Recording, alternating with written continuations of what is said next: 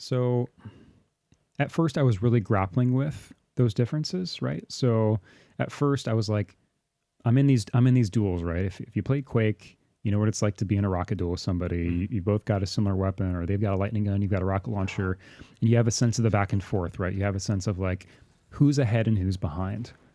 I've gotten like a good hit and like a half of a good hit on somebody, and this guy's like done maybe 50% lightning gun damage to me.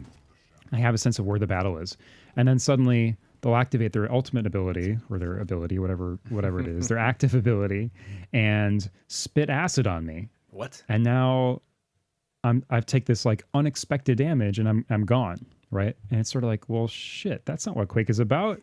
What just happened? That feels totally unfair. And like this interrupted our duel. This new system, this new design. Like, oh, this is ridiculous. And then I started playing with them more, and I started having those having those experiences on the other end. So the character I probably played the most. There's about 9 of them, I think. I think so, yeah.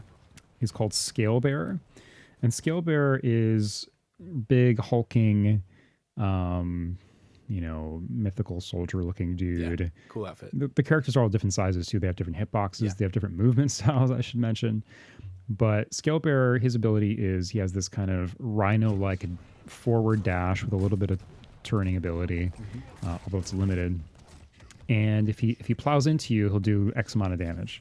And if he kills you, he can even carry that forward and run into multiple enemies. Oh, I didn't know yeah, that. so you can like in one dash, perhaps I've done a couple times, like kill 2 people. Yeah. It'll do like maybe 50 damage or something. I'm not sure.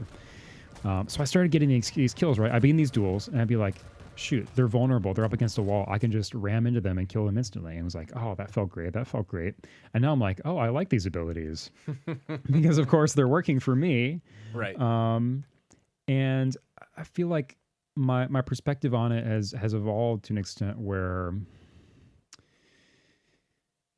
like, yes, this game is not as pure as Quake 3.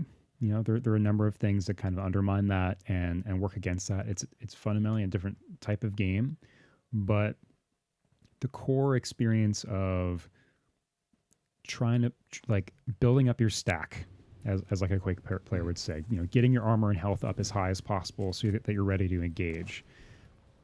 That's something you do. You like navigating the map as quickly as possible, as swiftly as possible, thinking about when the mega health is up, when the armor is up again, so you can get there first and be able to have that big advantage in terms of hit points.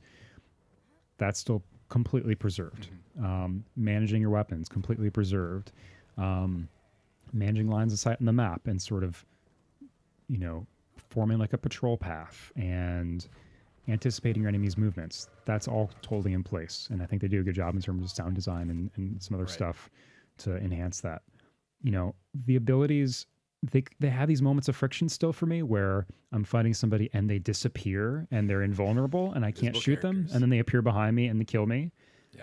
But I think once you kind of accept those asymmetries, you sort of start to appreciate, or at least I have, that this is simply a different style of Quake game. And it's not one that, I don't know, it still fundamentally resembles Quake. It walks and talks like Quake. It maybe doesn't sound like Quake, but it's still, for me, about Quake movement and Quake maps with Quake weapons. That's all there.